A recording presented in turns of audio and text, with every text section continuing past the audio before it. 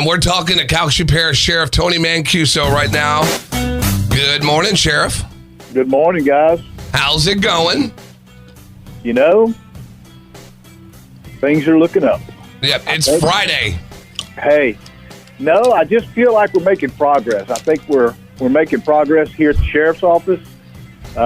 You know, we really never talked about this, but we at the sheriff's office and many of your public entities have what's called tabletop exercises to prepare for things like this. And generally in a tabletop exercise, they just keep piling one disaster after another on you. Well, that's what this was. This was a nightmare tabletop exercise that everything that could go wrong went wrong. We had the storm. Then a few hours later, we have an explosion at the plant. And then we have a overturned 18-wheeler in the middle of the interstate. And then we have a shooting. And, you know, it just... So now, I know things aren't normal, but they're very manageable. So I think we're making progress. I think we're making progress as a department, and I think our community is making a lot of progress. It just looks like everybody's working together to get a lot done. Right, and we want to remind folks now that we were having a daily briefing at the police jury, but now it's every other day. So today there will not be a briefing, but tomorrow there will be one. Well, and again, I think that shows that progress is being made. We don't need to tell it, you know, we don't need to basically say the same thing over and over. Obviously, there's some things, and if you want to call me every day still, I'm okay with that. But, you know, we still need people to stay off the roadways, to let our public works, our utility companies do their job, because when you clog up the road, that obviously makes it harder for them to do their job. It's still very dark and dangerous outside at night because of debris, because of no traffic lights and signals. So, you know, those things probably need to be said every day. But everything else seems to be falling into place. It feels like and looks like, and I know that we're making a lot of progress now. Well, I'm glad you brought up the whole traffic thing. So I actually finally got out of the radio station yesterday for just a little while. And I noticed that there was some police officers at a certain intersection that weren't city police. They weren't Calcasieu Parish Sheriff's deputies. They weren't state police. Those were the ones you were mentioning the other day. They're agencies that are coming in from outside of the parish. And this lady was just arguing with them because she thought that they couldn't do anything because they weren't one of our local agencies. Can you speak about that if it's a law enforcement agent on the corner of any street, you need to adhere to what they're telling you? Absolutely. They have the same authority. They come under, when they come to work here for me, they're actually, you know, they have the credentials. They are a peace officer in the state of Louisiana, and they take an oath, and they automatically share the same powers here as they would anywhere else. So they absolutely are have the power to arrest everything. Okay, that says it all right there. We're plain and simple. Pay attention. If they got a badge, you better listen. I mean, this lady literally, Tony, was about to drive past them, and one of them had to jump in front of the car to stop them because she was hell-bent on going one direction, and that was it. Right. And let me tell you, that's where I go back to saying, hey, man, you got to have patience. You just got to have a lot of patience. We're not just blocking an intersection because we just want to stop people and make them inconvenienced.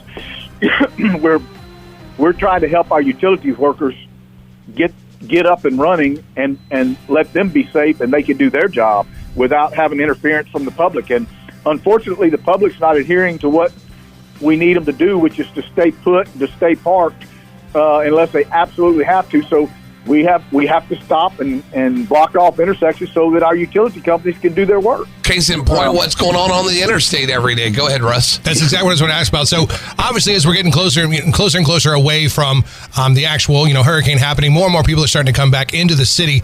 And now as people are leaving, it's like they're all waiting to the last minute for curfew. Tony, do you see a lot of people still trying to get out of the city even after the curfew? Yeah, and we've tried to be somewhat tolerant of that. Just last night, we stopped 200 and something vehicles in Calcasieu Parish, so that's a lot of stops, right? In the evening. So we're stopping them, and we're dealing with that. But if they would cooperate a little better and help us, obviously, again, and listen, we're being very patient too. All right. We're trying to make sure, look, all we want to do, our main objective is to keep our citizens safe, their property safe, and keep the workers that are here, trying to build our infrastructure back, giving them some space and room to do their job. So it's a daunting task, but I think we're managing it. If you don't mind, go ahead. I'd like to mention some of those agencies that are helping us if we have time. Oh, absolutely. We got all the time in the world, Sheriff. You got the handcuffs. Let me tell you, we got Caddo Parish Sheriff's Office, Bossier Sheriff's Office, Lafourche Sheriff's Office, Richland Sheriff's Office, East Baton Rouge, West Feliciana, Ascension, Lafayette, Plaquemine, West Baton Rouge, Jefferson, and St. Charles. And I'm not talking about they send 4 or 5 people. I'm talking about each one of these agencies have sent, 25 to 45, 50 people. Wow. Along with their assets to help protect the citizens here in Calcasieu Parish. So, they've done a tremendous job. The state police, Colonel Reeves sent a strike team of 30 just to help us with night operations. We have our plane up with a FLIR system. We have helicopters from some of these agencies. So when I tell you, they don't just come and, some of them have a whole cooking team to help feed the people that are here. So, it's a big operation. So what you're saying is not only are they coming to spend the night, but they brought out their cool toys too. Oh, yeah. They brought all the assets we need to help protect us as a community. So let me ask you this. It's pretty much, after curfew, everybody's settled into their homes for the night. Obviously, nobody's supposed to be out and around. But it's kind of the wild, wild west at this point, just the way everything looks and you got no power. If I am in my home and I suspect that there is someone maybe at a neighbor's house or kind of down the street, looks a little suspicious, what can I do to maybe report that or make you guys aware of that? Call 911 immediately. Okay. That's the easiest, most efficient, and effective way. And look, everybody that I've talked to says that their response time has been unbelievable. When they call for a policeman, now obviously during the day it's a little different because there's so much traffic, but at night, the response time has been really good. Well, talking to Sheriff Tony Mancuso on the phone here, and one more question for you, Sheriff. So with that being said, people on the roadways and stuff like that, for folks who are still evacuated, people who are still out of town, they're listening on our streams and on our website that are coming back.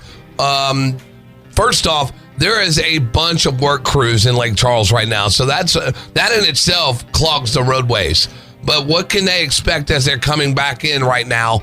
And what advice would you have for folks who haven't even came to Lake Charles yet? Well, if you don't have to be here, or if you can come, secure your place and leave, that's the best case scenario. And by the way, I don't know whose phone keeps going off, but my kids are making fun of me saying it's mine. They're texting me. They're texting me while we're calling. They think I'm the one that's phone. No, Russ doesn't know what the word silent on his phone means. I forgot that's to. Okay. I just want you to take up for me because my kids think I'm an idiot. No, Sheriff, my phone is definitely on silent. It must be yours. It sounds just like yours. I have no idea what you mean. Now I'm going to exit the city. You are public enemy number one now, sir. Great. My face is going to be on the side of every vehicle now. I'm going to get a sheriff from Caddo Parish to arrest me. You got to laugh at times like this. Sometimes it's the little funny things that help us get through the day. So, absolutely. No, the advice is, look, if you're here, and look, we took a little different approach this time. We knew that people just didn't want to leave because they were afraid they couldn't get back in for 2 weeks or 3 weeks. So we took a little bit different approach and said, hey, look, if you want to come back in and take care of your property, we're going to let you. So with that comes a responsibility. And I think people have done a pretty good job. We could do a lot better, but they have done a pretty good job. They just need to try to stay off the roads. The less people on the roads, the more effective we're going to be. All right, Sheriff Tony Mancuso, I know you're busy, and you got to take care of business. Now call your kids and tell them, yes, it was Russ's phone. I'm going to take up for you, Sheriff. Oh, no, trust me, they're texting me, wearing me out. That's my own flesh and blood. It's just tearing you up while you're trying to do business. They take a lot of pleasure in making fun of me. Well, so do I, but not to your face. That's right. Sheriff Tony Mancuso right here, listening and telling us all the great stories. Thank you again, Sheriff. Okay, thank you. I appreciate it.